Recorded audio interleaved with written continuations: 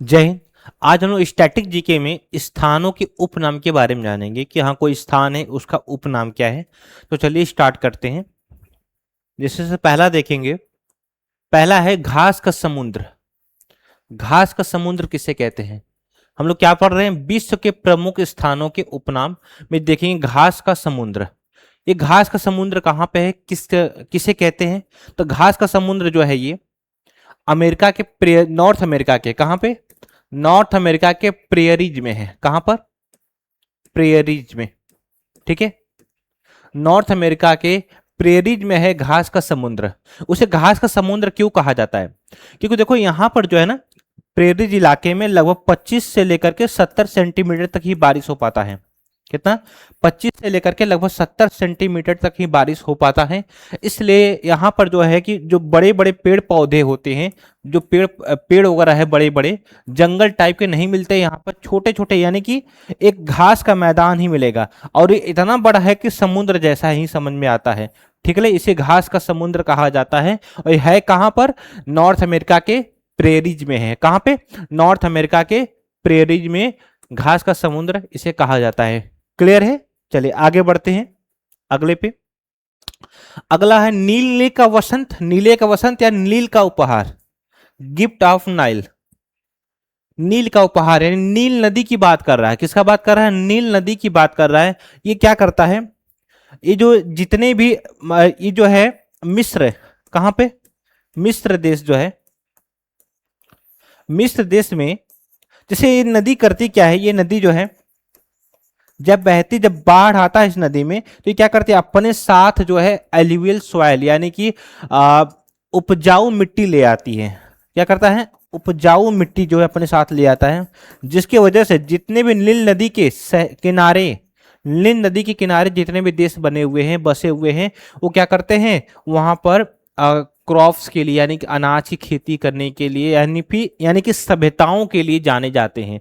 इसीलिए यहाँ पर जो है मिस्र, मिस्र में जो है नील नदी की वजह से ही ये देश बना हुआ है, बसा हुआ है अभी तक।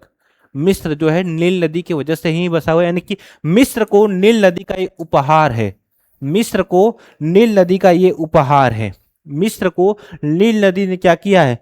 उपहार दिया है, उपजाऊ मिट्टी, जिसकी वजह से वहां पर खेती हो पाती है। ठीक है, ये सारी चीजें क्लियर हो गया होगा। आगे चलते हैं। सात पहाड़ियों का नगर किसे कहते हैं? सात पहाड़ियों का नगर। देखो, सात पहाड़ियों का नगर रोम को कहते हैं। किसे? रोम को। रोमन सभ्यताएं, रोमन सभ्यताएं इसी पहाड़ियों पर थी, यानी सात पहाड़ियां थी, है ना, 7 हिल्स था। इसी हिल्स पर ये सभ्यताएं बैठी हुई थी। इसी हिल्स पर रोम जैसा शहर भी है। इसी हिल्स पर रोम जैसा शहर भी है। इसलिए इसको क्या कहते हैं? सात पहाड़ियों का शहर, नगर कहते हैं। सात पहाड़ियों का नगर कहते हैं रोम को। ठीक है, अगला है नदियों का देश किसे कहा जाता है? नदियों का देश जो कहा जाता है, सभी को पता होगा इसको, इसके बारे में, तो वो बांग्लादेश को कहा जाता है। किसे? बांग्लादेश को कहा जाता है। क्यों? क्योंकि यहां पर जो है गंगा और ब्रह्मपुत्र के जो डेल्टा, गंगा और ब्रह्मपुत्र जो बनकर मिलते हैं, जिससे हम आगे चलकर क्या नाम से जानते हैं? मेघना के नाम से जाना जाता है। ठीक है, आगे चलकर किसके नाम से जाना जाता है? मेघना के नाम से जाना जाता है। तो इसी का डेल्टा बनता है, जहां पर देखो कि वन्य जीव अभ्यारण्य, ठीक है, अच्छे, यानी कि जो सुंदरवन डेल्टा बनता है यहाँ पर, ये सारी चीजें इसी की देन है। और इसी की वजह से बांग्लादेश में अच्छी खासी, चाहे देख लो वहाँ का सिंचाई देखो, वहाँ की खेती देख लो, ये सारी चीजें बांग्लादेश में आसानी से हो जाता है, सही से होता है, क्योंकि वहाँ वो क्या है, वहाँ सैकड़ों की संख्या में नदियां हैं। ठीक है, सैकड़ों की संख्या में नदियां जो बांग्लादेश को अच्छे से घेरे हुए, अच्छे से उन्हें समय समय पर जरूरत पर पानी मौजूद रहता है उनके पास। इसलिए बांग्लादेश को क्या कहते हैं? नदियों का देश कहा जाता है। क्या कहा जाता है? बांग्लादेश को नदियों का देश कहा जाता है। ठीक है, रेशम का देश। आप लोग सभी लोग जानते हैं, जब मकर संक्रांति के समय आता है, मकर संक्रांति के समय में लोग कहते हैं ना कि चाइनीज मांझा का यूज नहीं कर रहे हैं, चाइनीज रेशम का यूज नहीं करना है। यानी रेशम का देश किसे कहा जाता है? चीन को। क्योंकि यहाँ पर रेशम का जो उत्पादन है बहुत अच्छा होता है, इसलिए रेशम का देश किसे कहा जाता है? चीन को कहा जाता है। जो रेशम का कीड़ा होता है, जो शहतूत खाता है, उसके बदले में वो क्या करता है? रेशम देता है, तो उसी को क्या कहते हैं? ये इसी की वजह से रेशम का देश कहा जाता है चीन को। ठीक है, रेशम का देश कहा जाता है चीन को। यहाँ पर रेशम अच्छा खासा होता है चीन में। ठीक है, चीन को ही कहा जाता है रेशम का देश। अगला है पवनों का शहर। पवनों का शहर, एक मिचिगन लेक है, मिचिगन, मिचिगन लेक है, मिचिगन झील या मिचिगन झील है ये शिकागो में। कहां पर? शिकागो में है। यहां पर ये झील क्या करती है, इतनी तेजी से हवाएं ले जाती है, बड़े बड़े बिल्डिंगों के बीच में हवाएं गुजरती है यहाँ पर। ठीक है, और कुछ लोग कहा जाता है कि यहाँ के जो नेता थे वो हवाई बातें करते थे, इसलिए शिकागो को पवनों का शहर कहा गया। किसे? शिकागो को। शिकागो को जो है पवनों का शहर कहा गया, क्योंकि यहाँ पर जो लेक है, यहाँ पर जो मिचिगन लेक है, इससे एक बहुत बड़े लेवल पर हवा उठती है, जिसकी वजह से बिल्डिंगों के बीच में जाकर के क्या करती है, यानी बड़े बड़े बिल्डिंगों के बीच में हवाएं गुजरती रहती हैं ये। ठीक है, इसलिए पवनों का शहर कहा गया। किसे? शिकागो को। किसे कहा गया? शिकागो को पवनों का शहर कहा गया है। ठीक है, आगे चलते हैं। अगला है सोडिम द्वार का नगर। सोडिम द्वार का नगर ये है सैन फ्रांसिस्को में। सैन फ्रांसिस्को में है ये, सैन फ्रांसिस्को में है ये। ठीक है, कहां पे है ये? सैन फ्रांसिस्को में है। यहां पर पहले जल डमरू भी था, जल डमरू को भी कहते हैं, जल डमरू मध्य भी बन रहा था, जल डमरू मध्य। ये सैन फ्रांसिस्को में है सोडिम द्वार का नगर। सोडिम द्वार का नगर कहां पे? ये सैन फ्रांसिस्को में है। और यहीं पर देखो स्ट्रेट तुम्हारा बन रहा है, स्ट्रेट। ठीक है, जल डमरू मध्य यहां पर भी बनता है, जोड़ता है एक जगह से दूसरे जगह को। अगला है विश्व का अनाज भंडार। विश्व का अनाज भंडार किसे कहा जाता है? विश्व का अनाज भंडार यूक्रेन को कहा जाता है। किसे? यूक्रेन। हाँ, वही यूक्रेन जहां पर रशिया और यूक्रेन के बीच में लड़ाई चल रही है ना, जिस देश से रशिया लड़ रहा है उसी वही यूक्रेन। ठीक है, किसे कहा जाता है? यूक्रेन को। यूक्रेन को कहा जाता है विश्व का अनाज भंडार। क्यों कहा जाता है? क्योंकि यहां पर की जो ब्लैक सॉइल है, जो काली मिट्टी है, जो काली मिट्टी है, ये अच्छा खासा उपजाऊ होती है गेहूं के लिए, धान के लिए, मक्के के लिए। अच्छा खासा यहाँ पर अनाज का उत्पादन होता है काली मिट्टी होने की वजह से, इसलिए इसे अनाजों का भंडार कहा जाता है। विश्व का अनाज भंडार कहा जाता है किसे? यूक्रेन को। किसे कहा जाता है? यूक्रेन को विश्व का अनाज भंडार कहा जाता है। क्लियर है? चलिए आगे बढ़ते हैं। अगला है विश्व की छत। विश्व की छत किसे कहते हैं? पामीर का पठार। पामीर का पठार, प्लेटी ऑफ पामीर, पामीर का पठार। ये पठार कहां पे? ये मध्य एशिया में, सेंट्रल एशिया में है, मध्य एशिया में है, मध्य एशिया क्षेत्र में है, मध्य एशिया क्षेत्र में है, सेंट्रल एशिया क्षेत्र में है। और ध्यान देना, ये मध्य एशिया क्षेत्र में है, सेंट्रल एशिया क्षेत्र में है। ये जो है मध्य एशिया में कजाकिस्तान, ठीक है, कजाकिस्तान, किर्गिस्तान, अफगानिस्तान और चाइना तक फैला हुआ है। कहां से कहां तक? कजाकिस्तान, किर्गिस्तान, अफगानिस्तान और चाइना तक फैला हुआ है। लगभग 7500 मीटर के आसपास है ये, 7500 मीटर के आसपास है इसकी ये पठार जो है। ठीक है, और ये जो है एक जंक्शन बनाता है, एक जंक्शन बनाता है किसके साथ? काराकोरम रेंज के साथ, हिमालय रेंज के साथ, कुश रेंज के साथ, यानी हिंद कुश रेंज के साथ, इन सब के साथ एक जंक्शन बनाता है। कौन? पामीर का पठार। पामीर का पठार क्या कर रहा है? एक जंक्शन बना रहा है, एक साथ ही में रहता है आपके Himalaya range, Karakoram range, Ladakh range, इन सारी चीजों को। सॉरी, लद्दाख रेंज नहीं। अगला है सफेद हाथियों की भूमि। सफेद हाथियों की भूमि किसे कहा जाता है? थाईलैंड को कहा जाता है। किसे? थाईलैंड को। थाईलैंड को सफेद हाथियों का भूमि कहा जाता है। थाईलैंड को क्या कहा जाता है? सफेद हाथियों का भूमि कहा जाता है। क्यों कहा जाता है? सफेद हाथी जो है, सफेद हाथी जो है यहां पर शुभ और आस्था का प्रतीक माना जाता है। शुभ और आस्था का प्रतीक माना जाता है सफेद हाथी। शुभ और आस्था का प्रतीक, शुभ और आस्था का प्रतीक माना जाता है सफेद हाथी को। क्या माना जाता है? शुभ और आस्था का प्रतीक माना जाता है सफेद हाथी को। यहाँ के जो पहले के राजा हुआ करते थे वो क्या करते थे? सफेद हाथी रखा करते थे ताकि वो शाही प्रतीक था। समझ में आ रहा है? सफेद हाथी को रखना था, पालते थे यहाँ के जो किंग थे, तो इसलिए करते थे क्योंकि वो क्या था? शाही प्रतीक माना जाता था सफेद हाथी को। सफेद हाथी जो है कहाँ पे है ये? थाईलैंड में। कहाँ का प्रतीक है ये? किसे कहा जाता है? थाईलैंड को सफेद हाथियों का भूमि कहा जाता है। किसे? थाईलैंड को सफेद हाथियों का भूमि कहा जाता है। क्यों? क्योंकि यहाँ पर शुभ और आस्था का प्रतीक माना जाता है, पूजा जाता है यहाँ पर सफेद हाथी को, इसलिए थाईलैंड को हाथियों का भूमि कहते हैं। ठीक है, अगला है हजार झीलों की भूमि। हजार झीलों की भूमि, लगभग 2 लाख झील है यहाँ पर, लगभग 2 लाख झील है। फिनलैंड किसे कहा जाता है? फिनलैंड को। फिनलैंड को, फिनलैंड को क्या कहा जाता है? झीलों की, हजार झीलों की भूमि कहा जाता है। लगभग 2 लाख के आसपास, यानी 1,90,000 के आसपास यहाँ पर झीलें पाई जाती हैं। कितनी? लगभग 2 लाख के आसपास झीलें यहाँ पर है, और इसे क्या कहते हैं? हजार झीलों की भूमि कहा जाता है। क्लियर है? चलो अगले पे चलते हैं। उगते सूर्य का देश। उगते सूर्य का देश किसे कहते हैं? उगते सूर्य का देश कहते हैं जापान को। किसे कहा जाता है? सभी को पता होगा किसे कहा जाता है? जापान को कहा जाता है, क्योंकि जापान जो है पूर्व एशिया का सबसे पहला, यानी सबसे पूर्वी में है, एशिया का पूर्व में है, ये एशिया का पूर्वी देश है। ठीक है, और सबसे पहले सूर्य यहीं पर दिखता है, सबसे पहले सूर्य यहीं पर दिखता है। ठीक है, इसीलिए देखोगे इसके झंडे पर भी सूर्य बना हुआ है, इसलिए इसके झंडे पर भी सूर्य बना हुआ है, इसलिए इसको क्या कहते हैं? उगते सूर्य का देश कहा जाता है जापान को। अगले चलते हैं, मध्य रात्रि के सूर्य का देश। समझो, वो उगते सूर्य का देश था, यह है मध्य रात्रि के सूर्य का देश। वो कौन सा देश है? नॉर्वे। कौन सा देश है? नॉर्वे। अब ध्यान देना, नॉर्वे देश है जिसे हम क्या क्या कहते हैं? मध्य रात्रि के सूर्य का देश है। क्यों कहते हैं? क्योंकि देखो ये जो है आर्कटिक क्षेत्र के पास है, आर्कटिक वृत्त के पास है, आर्कटिक वृत्त के पास है। आर्कटिक वृत्त कहां पे है?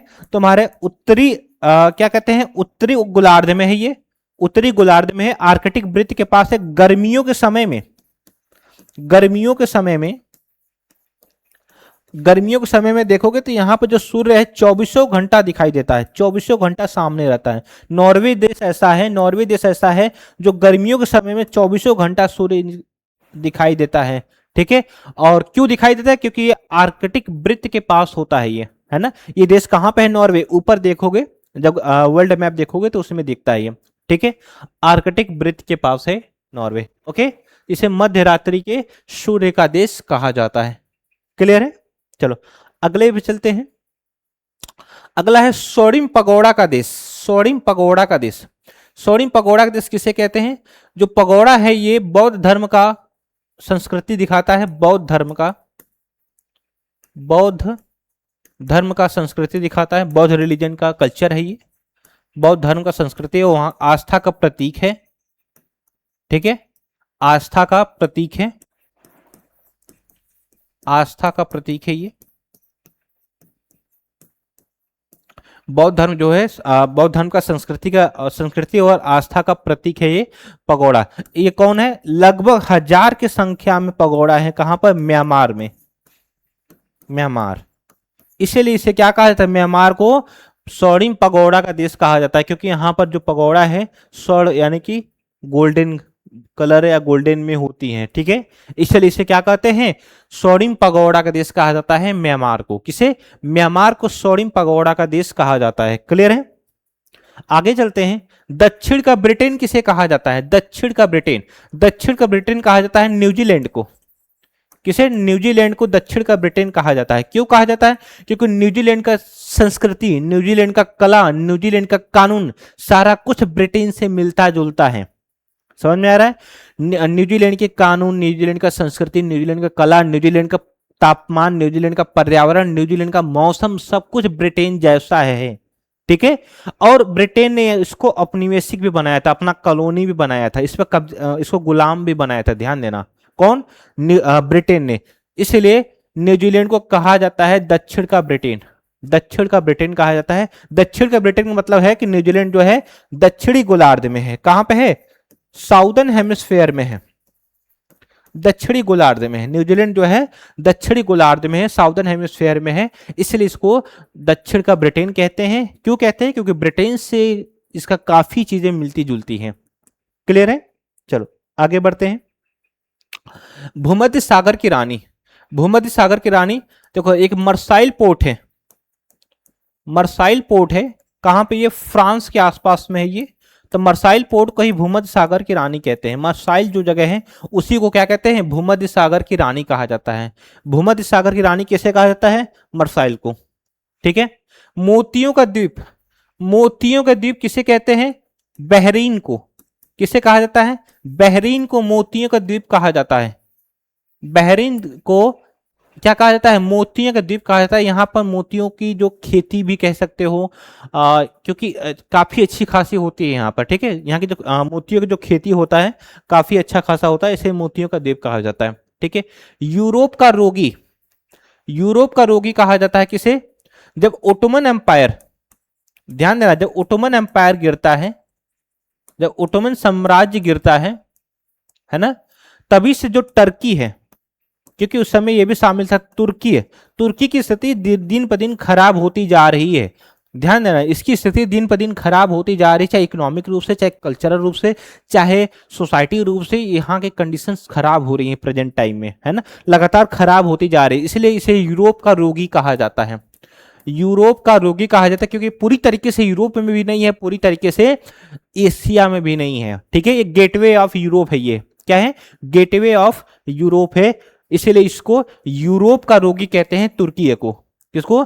तुर्की को क्या कहते हैं? यूरोप का रोगी। ठीक है। अगला है यूरोप का अखाड़ा। यूरोप का अखाड़ा किसे कहा जाता है? बेल्जियम को। किसे कहा जाता है? बेल्जियम को कहा जाता है यूरोप का अखाड़ा।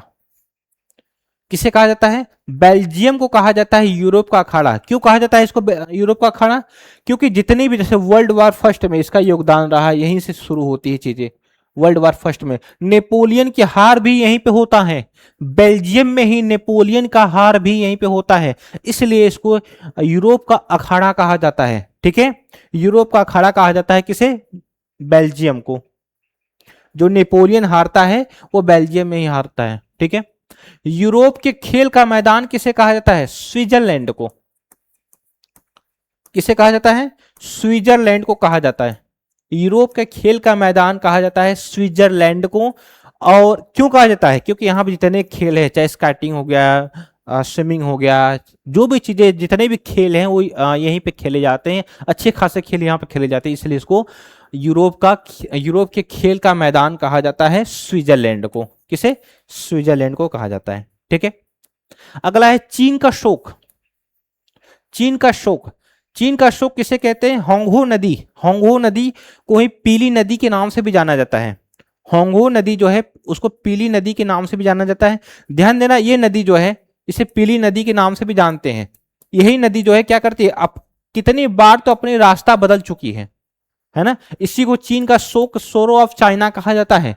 सोरो ऑफ चाइना कहा जाता है। क्यों कहा जाता है? क्योंकि कितनी बार अपने रास्ता बदलती है, और ये नदी जब बाढ़ आता है ना, तो नदियों में इतने ज्यादा गाद वगैरह लेकर के आती है कि नदियों का जो जल स्तर है, जल स्तर ऊपर हो जाता है, जिसकी वजह से आसपास के जो क्षेत्र हैं वो डूबने के कगार पे आ जाते हैं। जो आसपास के क्षेत्र है ना, वो डूबने के कगार पे आ जाते हैं। तो इसलिए इसे चीन का शोक कहा जाता है, होंगहो नदी को। जियोग्राफी वगैरह में जब वर्ल्ड जियोग्राफी पढ़ोगे तो उसमें बेहतरीन तरीके से आपको ये चीजें बताया जाएगा। ठीक है। चलो आगे बढ़ते हैं। लास्ट है विश्व की रोटी का टोकरी। विश्व की रोटी की टोकरी, हमने स्टार्टिंग में बताया था नॉर्थ अमेरिका में एक जगह है प्रेयरीज। कौन सी जगह है? प्रेयरीज। यहीं पे होता है अच्छा खासा गेहूं, अनाज का उत्पादन होता है यहां पर, इसलिए इसे विश्व की रोटी की टोकरी कहा जाता है। आपके प्रेरीज को नॉर्थ अमेरिका में है, उत्तरी अमेरिका में है। ठीक है।